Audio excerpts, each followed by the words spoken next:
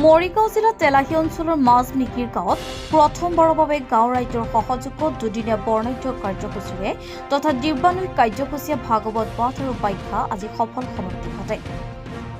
আজি পুৱা ভাগত গাঁওসমূহ ভক্তপ্ৰাণ ৰাইজে মিলি গাঁওখনৰ কুশলৰ অৰ্থে গাঁওখনত ভাগৱত শোভাযাত্ৰা ৰূপায়ণ কৰে। উক্ত অনুষ্ঠানত 2 শতাধিক ৰাইজৰ উপস্থিতি দেখিবলৈ পোৱা যায়।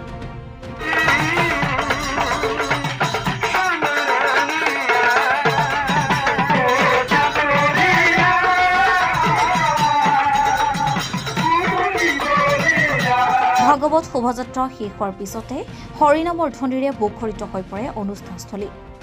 উক্ত অনুষ্ঠানত ভাগ লৈ অসমৰ প্ৰখ্যাত নামতী বাবুলী কলিতাদেৱ আৰু গাঁওসমূহৰ ভক্তপ্ৰাণ ৰাইজে কলিতাদেৱৰ নামে উপস্থিত থকা ৰাইজৰ মন মুগ্ধ কৰি তোলে। শেষত ভক্তপ্ৰাণ ৰাইজক এমুঠি অন্নৰ ব্যৱস্থা কৰে বুলি ভাগৱত পাঠৰ উদযাপন সমিতিয়ে জানিবলৈ দিয়ে। আপোনালোকৰ চেনেলৰ সমূহ কৰ্মকৰ্তালৈকে মই মোৰ ফালৰ পৰা সহযোগী নমস্কাৰৰ সময়ত পুষ্পাঞ্জলি কৰিছোঁ।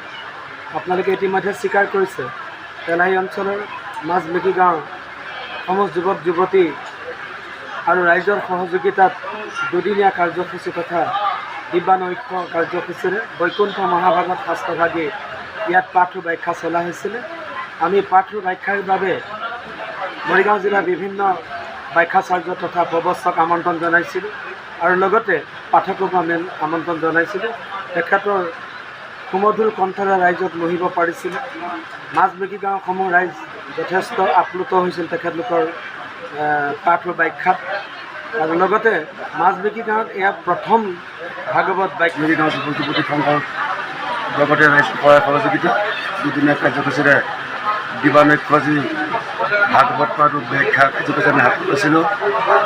আমি বহু দূৰ দূৰণিৰ পৰা আমন্ত্ৰিত ভট্টাচাৰ্য আৰু ব্যাখ্যাসকলৰ যি মধুৰ কণ্ঠত তেখেতসকলে আমাৰ গাঁওবাসীক মোহিত কৰিছে। তাৰবাবে তেখেতসকললৈ আমি সংঘৰ তৰফৰ পৰা বহুত বহুত ধন্যবাদ জ্ঞাপন কৰিছোঁ। তেখেতসকলৰ শ্ৰীচৰণত আমি চিৰকৃতজ্ঞ হৈ লওঁ আৰু লগতে আমাৰ গাঁৱৰ আই মাতৃ লগতে ভাই বন্ধুসকলে যিধৰণে আমাৰ সহায় সহযোগিতা আজি কাৰ্যসূচীত তেখেতসকলে আমালৈ আগবাঢ়ি আহিছে সহায় সহযোগিতা কৰিবৰ কাৰণে সকলোলৈ আমাৰ সংঘৰ পৰা তেখেতসকলক ধন্যবাদ জ্ঞাপন কৰিছোঁ। লগতে মৰিগাঁৱৰ পৰা বিষ্ণু দাসৰ সহযোগত বুবুনাথৰ ৰিপৰ্ট, জনসাধাৰণৰ অসম।